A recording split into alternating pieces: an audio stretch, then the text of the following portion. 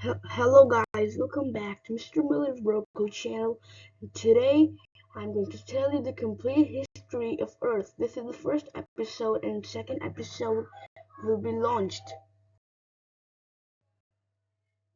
Disclaimer: re-uploading or copyright is strictly prohibited.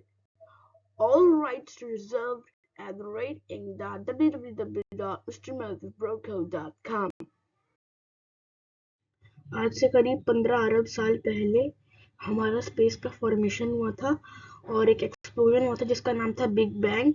एक cosmic egg था, उसका टेम्परेचर बहुत राइज हो गया था, इस वजह से एक्सप्लोजन हुआ था और सेलेस्टियल बॉडीज फॉर्म हुई थी जैसे सन, मून और अर्थ। 2.2 बिलियन ईयर्स पहले अर्थ में हमने साइनोबैक्टीरिया का डेवलपमेंट देखा था, जो लूका से हुआ था। साइनोबैक्टीरिया एक बैक्टीरिया है और वो फोटोसिंथेसिस प्रोसेस कर सकता था, ओशन में ऑक्सीजन क्रिएट कर सकता था वो सनलाइट की मदद से। तो इस वजह से और भी ऑर्गेनिजम्स आए, तो फिर धीरे धीरे साइनोबैक्टीरिया के जीन्स में और डीएनए में चेंजेस आने लगे।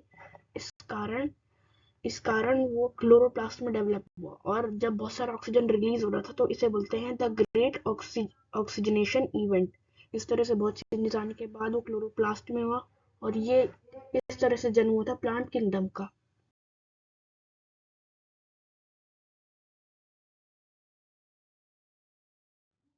अर्थ जब फॉर्म हुआ था तो बहुत ज़्यादा टेम्परेचर था, बहुत लावा था अर्थ पे और वो बहुत बड़ा मास था लावा का, बस लावा ही इरेप्ट होता था।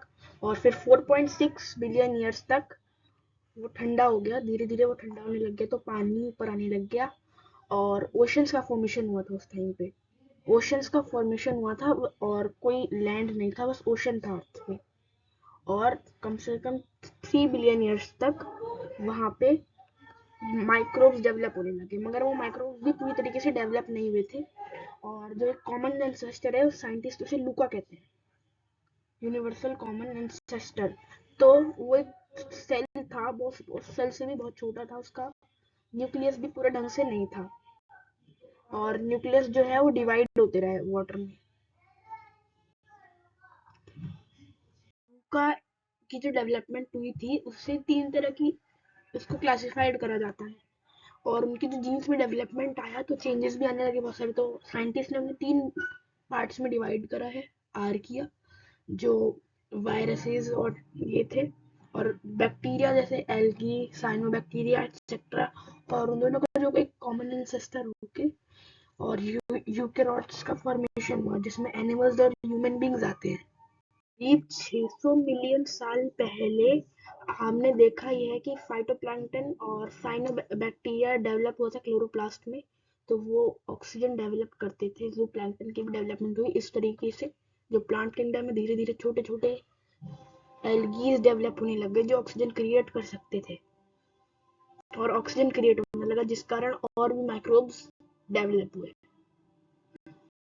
टाली जो है पहली मछली थी जो 325 ईयर्स अगो पहले डेवलप हो रही थी और वो लैंड में भी सरवाइव कर सकती है क्योंकि इसके बहुत ज़्यादा बड़े फिन्स हो गए थे, धीरे धीरे डेवलप हो रही थी तो काउज और कैट्स की तरह थी इसीलिए।